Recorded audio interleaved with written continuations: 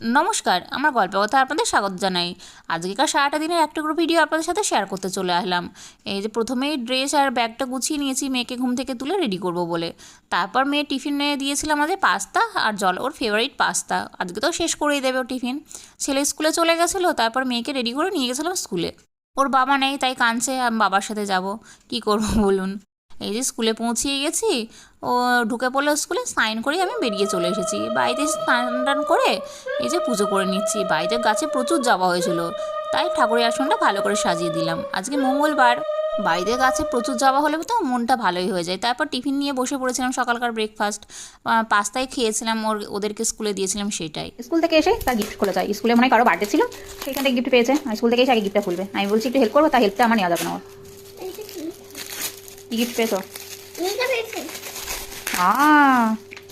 দাঁড়া দাঁড়া, কি সুন্দর, এটাতে লেখাও যায়। দুপুরবেলাতে খাওয়া দাওয়া করে ঘুমিয়ে তারপর সন্ধ্যাবেলাতে এই যে চা বিস্কুট আর মেয়ে আর ছেলে দুধ নিয়ে বসে পড়েছিলাম।